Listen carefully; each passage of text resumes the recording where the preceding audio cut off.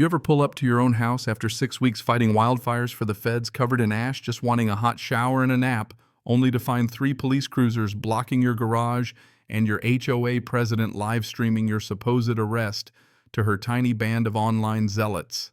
Yeah, that actually happened. Carol pictured the platonic ideal of a power-hungry suburban crusader, clipboard surgically attached to her arm, was shrieking to the internet. The fake federal agent returns. I'm standing there reeking of smoke, and she's waving papers around claiming I don't even live here anymore, that I abandoned my property, and that according to her, the house now somehow belongs to her and the HOA. You'd think after months breathing in burning pines I'd seen it all, but this was next level.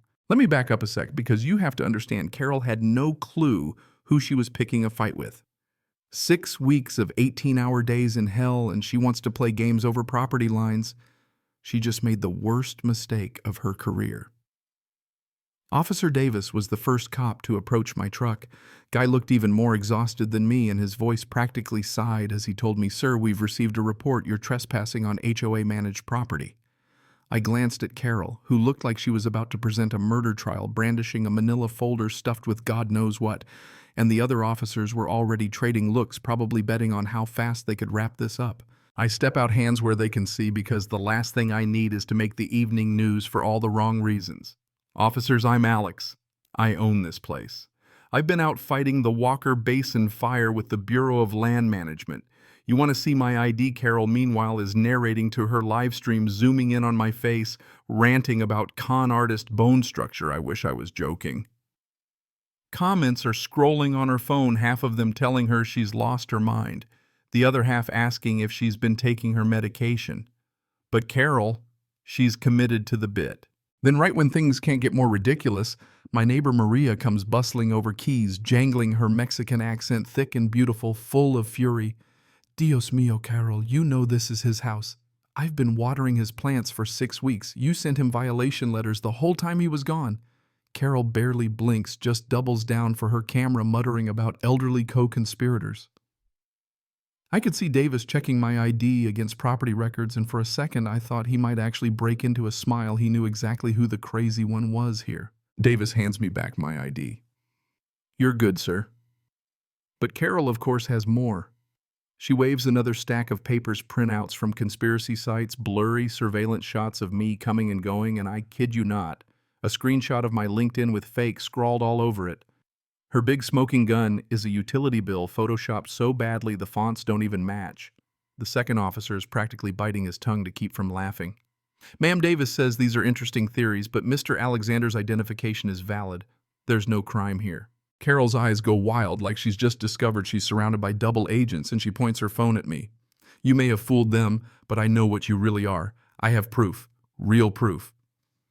I wish I could say I was surprised, but honestly, after 18 months of Carol's harassment, I knew this circus wasn't over. It was just the opening act. The next day, my inbox was a monument to madness. 83 emails from Carol. Highlights included grass height violations measured to the quarter-inch, suspicious parking angles, possibly signaling drug activity, and my personal favorite, unauthorized bird singing past 10 p.m. Apparently the Robins didn't get the memo about quiet hours. But Carol didn't stop with emails.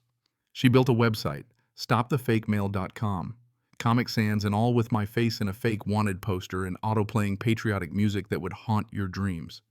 She launched a YouTube channel, Carol's Community Watch, 37 subscribers, probably half sock puppets, where her latest 147-slide PowerPoint accused me of everything from mail fraud to satellite espionage. All annoying, sure, but the real problem came when she started trespassing for real. Day 3, I wake up to find 30 wooden stakes hammered into my backyard, each labeled HOA territory. Carol's outside directing her poor husband, Bob, who looks like he'd rather be anywhere else, sweating bullets as he hammers. At one point, I hear him mumble, "This is worse than the casino incident." Before Carol snaps, "We don't mention that, Robert." That stuck in my mind, trust me. I did what any sane person would do, drafted a formal cease and desist letter, and sent it certified. Carol's response. She live-streamed herself, burning the letter in her fire pit, while screaming about federal tyranny to a live audience of 12 angry face reacts. Commitment. I'll give her that. Later, Maria corners me by the fence, whispering about Carol's family history. Gambling problems, secrets swept under the rug, the infamous Silver Dollar Casino. She hands me a yellowed newspaper clipping about a Morrison losing the family fortune at cards, and suddenly the pieces are starting to fit. But back to the main event. Next morning, I document the stakes GPS and all, then neatly stack them by the curb, public land, totally legal. Carol naturally calls 911. Yes, the fake federal agent is destroying HOA property. Also, I saw him moving weapons into his shed. Long guns, possibly automatic. I look at my shed, one rake, one shovel, a bag of grass seed. Sirens are coming, Carol's setting up her tripod, and I'm thinking Alaska looks real nice about now. 5 cop cars, a SWAT unit, and a news chopper. Later turns out it was just traffic. I'm standing in my yard holding a watering can while the SWAT team surrounds my garden shed like it's a meth lab. Carol's live streaming the takedown. The cops open my shed and find a rake. Subject has a rake, the officer radios in. The look on their faces is priceless.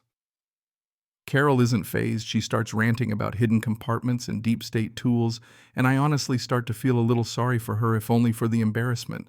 After 20 minutes of fruitless searching, Officer Davis, who looks like he's aged a decade, asks for my credentials again.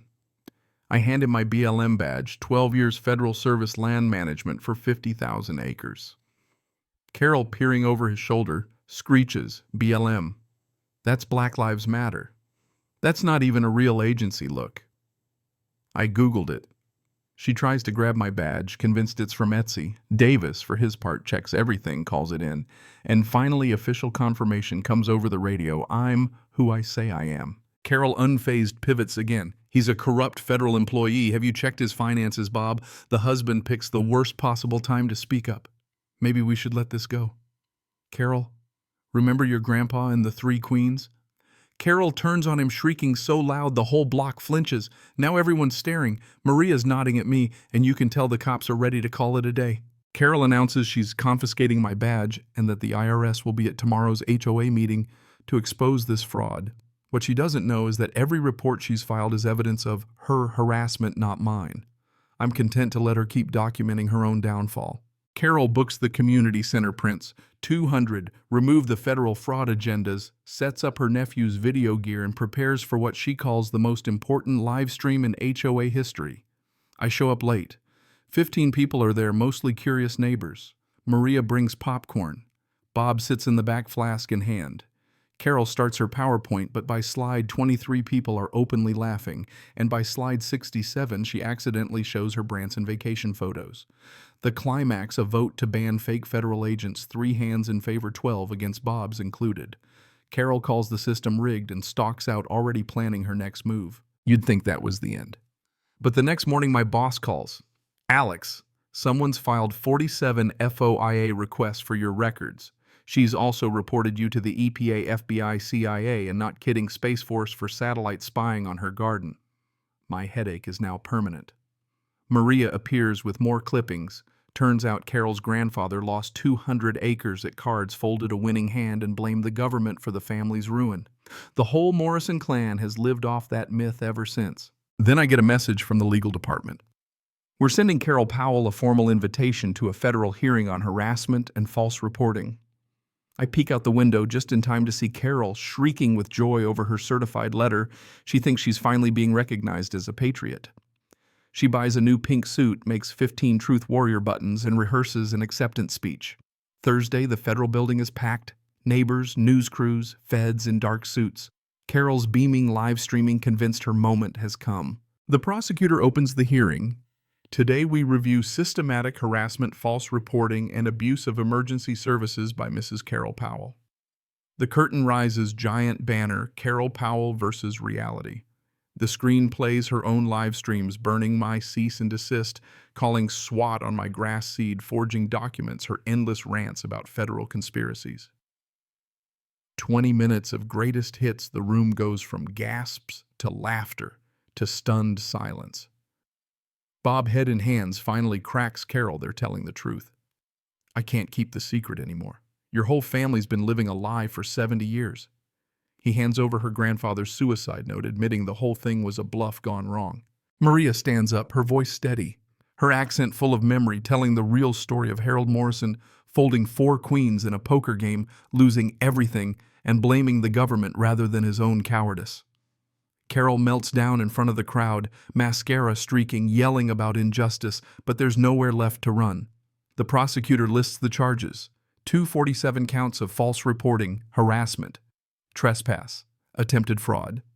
Carol goes out not with a bang but a whimper, cuffed, humiliated, and still live on her own feed. Comments blowing up, best plot twist ever. Yeah, that happened. 3 months later, Carol's on probation, fined, forced to sell her house, and banned for life from HOA office. Bob's already moved on.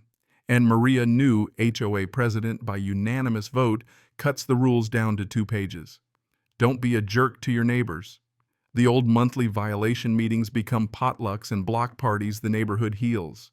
Maria starts a Neighbor of the Month feature, bilingual newsletters, and life feels normal. 6 months on, a letter arrives from Carol, an apology, a photo of her at Gamblers Anonymous, holding a sobriety chip, looking almost at peace. You were right. I spent my life fighting shadows. Thank you for the wake-up call. Maria reads it, nods. Maybe she's finally learning. I hope so. Sometimes the only way to win is to let people reveal themselves. Would you forgive a neighbor like that if they genuinely changed? Drop your answer below. And if you've got your own HOA horror story, trust me, I read everyone.